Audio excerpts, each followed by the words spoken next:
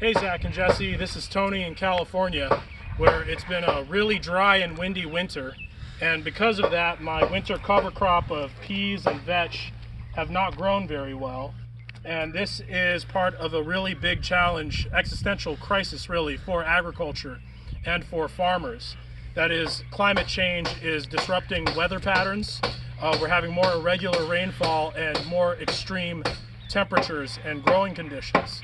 And one of the ways that farmers are starting to adapt to these problems is by constructing horticultural structures like hoop houses.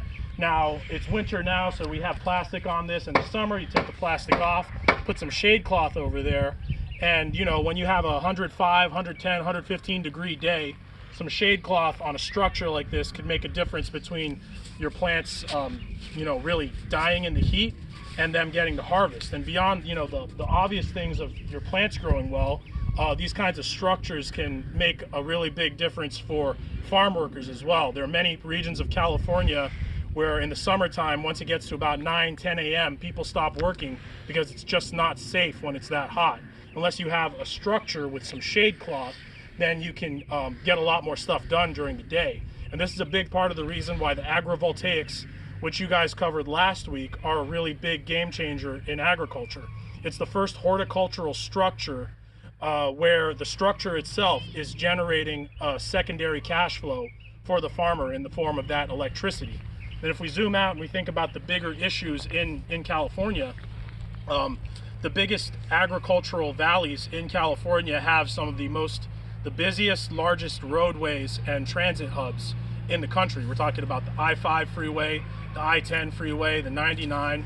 You have millions and millions of pounds of freight being traveled through here, and the same features that make these agricultural valleys so great for growing crops is also what traps in a lot of the emissions and particulates from these vehicles. So like the worst air quality in the country is in the San Joaquin and Sacramento valleys because of the diesel emissions from all of those tractors doing the ground prep and from the semi trucks moving the food around.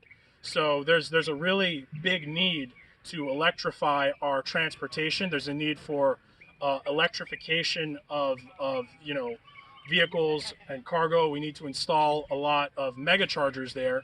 And then that brings you to the next question: where's the electricity coming from?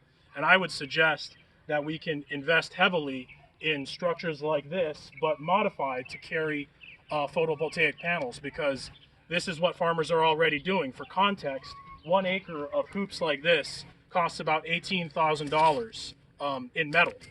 So farmers are already making these investments. If we make some modifications to policies, or someone puts together the right business model, we could easily construct these sort of structures, but also have photovoltaics on top, doubling the land use efficiency. This is a huge opportunity for farmers and for infrastructure investment in California, especially when you consider the fact that these regions of California have some of the highest poverty rates and the greatest need for investment in our state.